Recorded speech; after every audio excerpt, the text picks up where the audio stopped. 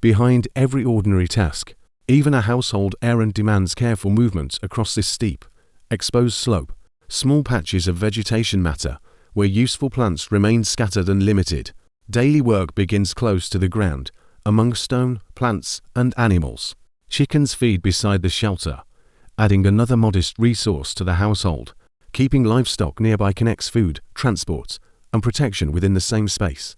Across this open hillside, every useful place lies far from the next. At the washing area, one water supply must serve several household needs. Cleaning metal dishes outdoors leaves even domestic work exposed to the terrain. Each basin is handled carefully, since wasted water creates more work later. Here, washing is part of adaptation rather than a separate household routine. From the ledge, the home seems small against the scale of the mountains. The return path crosses open ground, with little shelter from the surrounding conditions. A donkey makes these distances manageable by carrying loads people cannot move easily. Reaching home ends the journey, but the work of unloading still remains. Beside the stone wall, every arrival becomes a shared household task. Bags and containers must be gathered before the animal can finally rest. The donkey supports a supply system built on distance, labor, and careful planning. Dust, heavy bags, and waiting hands reveal the effort behind each delivery. A child remains nearby while the adults turn the load into usable provisions. The animal is cared for first because transport supports nearly every other task. Supplies leave the pack saddle one piece at a time and enter the shelter. Even a child's drink happens among the tools, bags, and animals of daily work. Caring for both the donkey and its load keeps the household moving. Inside the stone enclosure, shade turns a rough yard into usable workspace. Bags are opened on the ground, where sorting and storage happen together. Before anything is shared, the new supplies are checked and arranged carefully. Bananas add fresh food to a setting otherwise shaped by stone and dust. Cherries are rinsed by hand before becoming part of the shared meal. Fruit beside the supply bags turns a difficult delivery into immediate nourishment. Each piece is chosen carefully, reflecting how little food is treated casually. Eating on the floor allows everyone to rest without leaving the work area. Shared plates keep the meal simple, close, and practical for the group. The pause is brief, yet it gathers everyone around the same meal. In a child's hands, a small piece of fruit becomes everyday care. The adults eat beside the child, keeping nourishment and attention close together. Once the meal ends, the shaded corner returns to sorting and storage. Sacks and vegetables show why each supply journey can just support more than one day. Work continues at ground level, with every item kept within easy reach. The child stays close while the adults organize supplies along the wall. Heavy bags are moved deliberately because orderly storage protects limited provisions. Under the light roof, shade protects both the food and those handling it. At the doorway, the day shifts once more from shelter to open ground. Outside, the steep terrain begins almost immediately beyond the household enclosure. Goats spread across the hillside, finding sparse grazing among the dry stones. Managing the herd requires long movement across ground with few easy paths. People and animals travel together, linking food production to mountain movement. Beyond the herd, attention turns to a damaged section of the path. Repairing the route means reshaping loose ground with simple tools and steady labor. Each stone is tested before it can become reliable footing on the slope. One worker checks the alignment, knowing the path must safely carry weight. This stone trail survives only through repeated maintenance, not construction alone. A long metal bar provides leverage where loose rock resists direct force. On the steep slope, maintaining balance becomes part of the task itself. The two workers divide the job between selecting stone and preparing the ground. Repeated strikes turn scattered rock into material for firmer, safer footing. Progress is slow, but every fitted stone strengthens the next crossing. Along the ridge, unstable edges leave little margin for careless movement. Each strike loosens another section of rock needed to extend the path. The heavy bar converts body weight into controlled force and reduces wasted effort. The younger worker adjusts the stone line by hand, checking every small gap. Walking over the repair tests whether the new surface can hold steady. Lower on the slope, suitable stones are gathered from the same rough ground. The worker carries his tool back to begin opening another section. Flat stones are especially useful because they create broader, steadier footing. Raised overhead, the hammer uses body weight to deliver a concentrated strike. Once the surface breaks, loose material is cleared for the next stone. The younger worker crosses the repaired line, testing its shape underfoot. From the edge, the narrow path stands exposed above the deep valley. Both workers concentrate on one weak section where a small failure could matter. The older worker pauses upright, resets his grip, and prepares another strike. He bends again to fit smaller stones around the uneven surface. The task alternates between force and judgment, with neither working effectively alone. Together, they move along the ridge and extend the usable route. Large slabs require greater control because their weight can shift without warning. Leaning over the edge, the worker applies force where balance remains limited. The slab is adjusted slowly until the open gap becomes usable footing. One final hammer strike shapes the stone before it settles into place. Both workers return to the line and inspect the remaining weak points. By the final strike, sustained labor has turned loose rock into a practical path. Raw stone from the hillside becomes the first material for rebuilding this narrow route. Useful pieces are selected where the mountain provides them, reducing the need for transport. Every flat surface matters when people and animals must cross such limited footing. Each strike is measured because one poor split can ruin a valuable slab. Strength alone is not enough. Balance determines which stones can be moved safely. A small adjustment can turn broken rock into dependable footing for the next crossing. Working close to the ground keeps the tool controlled on this cramped slope. The drop below makes every ordinary repair careful exercise in balance. Each piece must sit firmly before people, animals, or supplies can pass. Progress follows a thin line of usable stones across the unstable hillside. Smaller fragments fill the spaces between slabs, preventing loose edges from shifting. Even after repair, the narrow route still demands deliberate steps and steady footing. Here, the route must follow the mountain's shape, rather than force a straighter line. This thin cut across the rocks changes how people and loads move through the slope. Loose stones are judged by function, with shape and stability deciding their value. Another worker arrives, linking the stone repair to the next stage of transport. With a pack animal, the rebuilt section begins carrying weight beyond human strength alone. Animal power saves energy where repeated hand carrying would quickly exhaust the workers. Before moving, the load must be balanced carefully against the uneven ground. The same narrow track must support both hooves and human feet without slipping. The route descends through open hills, turning every journey into patient, controlled movement.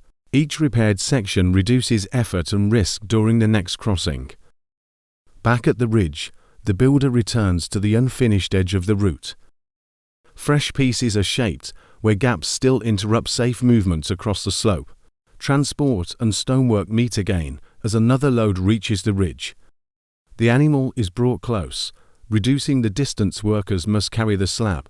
Lowering the burden carefully protects both the workers and the animal on loose rock. A short pause allows everyone to coordinate before the weight begins to shift. Once the slab leaves the pack, human shoulders carry it through the final distance. After unloading, the animal moves on to support the next stage of work. The repaired route now connects the rocky ridge with cultivated ground below. Even near the fields, a single slab still requires careful handling and balance. Carrying weight downhill turns every foot placement into a deliberate decision. Near the stone walls, hauling gives way to sorting, storage, and placement. Animals, tools, and building materials share the same practical working space. The loaded animal pauses beside the stones before another short journey begins. Riding preserves some energy, although the steep slope still controls every movement. A fence plot protects cultivated ground where grazing animals move freely nearby. Beyond the fence, the route continues linking household needs with the surrounding hillside. Work spreads across the landscape through many small journeys rather than one easy trip. Among the slabs, transport stops, where unloading can happen with firmer footing. Ropes and baskets keep the stones balanced across the animal's back. Each small adjustment prevents the load from sliding on the slanted ground. Guiding hands replace machinery where the trail offers no room for wheels. Once transport is arranged, the builder returns to splitting stone by hand. Useful slabs are freed slowly from ground covered with loose, irregular fragments. The tool follows natural cracks, saving effort while preserving a workable shape. One controlled strike can decide whether the rock becomes rubble or useful footing. The chosen slab is pulled toward the line where people and animals will pass. Against the vast valley, the completed section remains only a narrow strip. Flat stones form rough steps, giving the steep ground a more reliable surface. Once one piece settles, the following load gains safer ground to cross. At the pack animal, moving stone becomes a shared calculation of weight and balance. One worker steadies the harness, while another positions the slab for transport. The load shifts in small movements to preserve balance over broken rock. The animal crosses the same stones that its cargo will help improve. Every short journey tests whether the repaired route can support real daily work. A slab carried by hand shows why animal power cannot solve every distance. After each placement, the surface is checked before more weight arrives. Beside the stone marker, a brief rest helps conserve strength for unfinished work. The pause ends quickly because more stone still waits along the ridge. Even a short break can restore enough strength for the next demanding lift. Tools return to motion as another load is prepared for transport. Harness, hands, and stone must align before the descent can continue safely. The group leaves the ridge with the load secured for uneven ground. Beyond the slabs, scrub and loose soil still demand careful footing. One unstable piece is corrected before the trail carries another heavy load.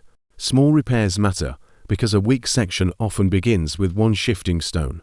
Both workers gather beside the animal to keep the burden centered. A final adjustment at the pack prevents trouble farther down the slope. The animal then carries the stones along the route the workers have rebuilt. Human effort completes the final distance that animal transport cannot reach.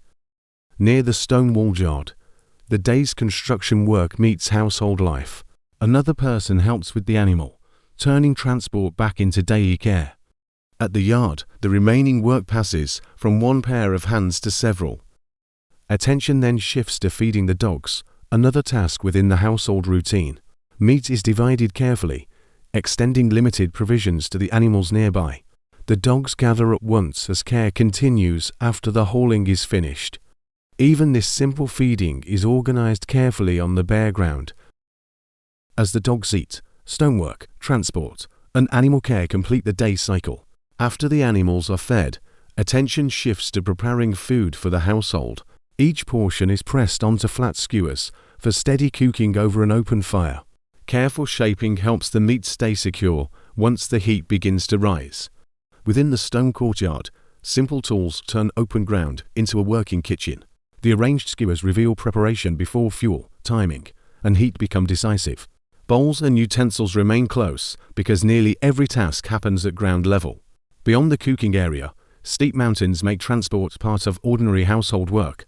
A pack animal carries loads that would be exhausting across these exposed slopes. People and animals share the courtyard, linking travel, supplies, and domestic labor. Near the wall, cloth and containers are handled where shade offers practical workspace. A child remains nearby while food preparation continues across the open courtyard. The fire is built against the stones, transforming bare ground into a kitchen. Even a small flame must be managed carefully where cooking depends on open heat. The pack animal returns carrying materials needed for another part of the day. Across this terrain, movement relies on animals, human effort, and narrow stone paths. The skewers now reach the fire, where careful preparation turns into cooking. Precise placement keeps the meat above the coals without exposing it directly to flames. Smoke rises from the first side, making patience as necessary as the fuel. Turning the meat at the right moment prevents the outside from hardening too quickly. Several hands manage food, tools, and fire within the same limited workspace. Each skewer is adjusted by sight, with experience replacing any measured control. Close to the coals, cooking depends on maintaining the right distance from heat. Nearby, bread preparation expands the meal beyond the meat cooking over the fire. Flattening the dough by hand shows how even basic staples require practice technique. As the bread takes shape, cooked food begins moving toward the serving dishes. Rice and sauce come together in one pot, completing another part of the meal. Inside the shaded room, a rug provides a practical surface for shared dishes. The meal begins with food arranged where everyone can reach it easily. Different generations gather around the same spread, keeping the meal close to the group. Serving continues while people eat because every dish remains within common reach. Grilled meat is placed over bread, connecting the fire outside to the meal indoors. Bread, rice, meat, and fresh sides create a complete meal from separate tasks. Hands move carefully around the cloth, so each shared dish remains accessible. Stone walls provide shade while keeping the meal close to the working courtyard. A child sits beside the spread as the shared meal continues around them. Eating and serving happen together, with little separation between labor and rest. Shared plates keep the group gathered, while unfinished work remains just outside. Small movements around the dishes keep the meal orderly without formal serving equipment. A final portion combines meat and rice, bringing the cooking process to completion. Once the meal ends, cleanup begins on the same ground used for preparation. Outside again, the child sits near the wall as animals gather below. The herd connects household life with the grazing slopes beyond the courtyard. The mountain setting remains present, shaping transport, food, animals, and daily work.